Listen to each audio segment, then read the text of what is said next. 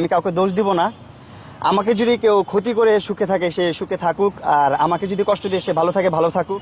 So আমি কাউকে কখনো কোনো প্রলোভন দেখাই নাই, আর আমি কাউকে কখনো প্রলোভন দেখাবো নাই। চ্যালেঞ্জ ছুড়ে দিয়েছেন, সেই চ্যালেঞ্জ রক্ষার্থে মানে রক্ষা করতে আপনি এই কাজটা করেছেন, যেহেতু আপনি লাইলার কাছে ছোট হবেন না।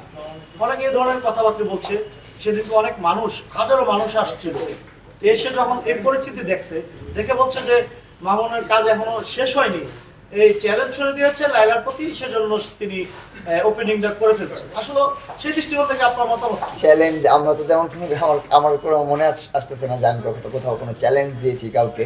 চ্যালেঞ্জে কিছু না, বিষয় হচ্ছে আমি একটা ভিডিও আপলোড করেছি, সব জায়গায় বলেছি যে আমি 31 মে ওপেনিং করব।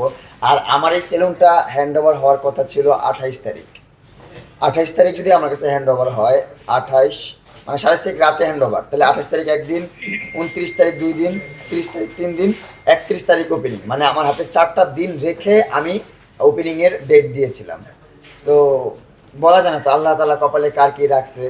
তো আমাদের মিস্ত্রি কিছু অসুস্থ হয়ে পড়ছে, অনেক মিস্ত্রি কাজ করতে পারে নাই, অল্প কিছু মানুষ কাজ করছে, অল্প কিছু মানুষের কাজে হচ্ছে যে আগাইতে পারে নাই, এই জন্য একটু পিছিয়ে গেছে কাজটা, এই আর কিছু না। তো আমি ভাবলাম কাজ পিছিয়ে যাক, কাজ আস্তে ধীরে করতে পারবো, কিন্তু আমার যে কথাটা, আমার যে কমিটমেন্টটা, এটা যেন নষ্ট না হয়, এই জন্য আমি 31 মেতেই গ্র্যান্ড ওপেনিং করেছি।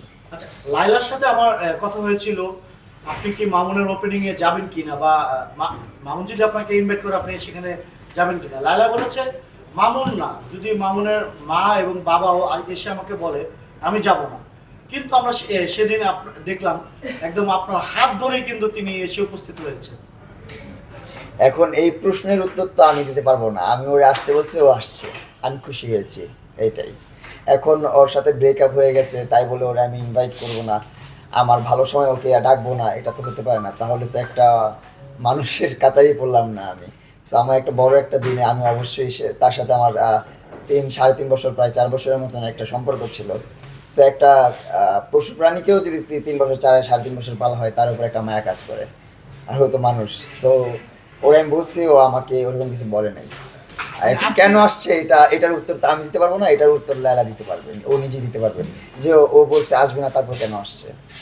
আপনি বলাতেই কি তিনি এক কথায় রাজি হয়ে গেছে?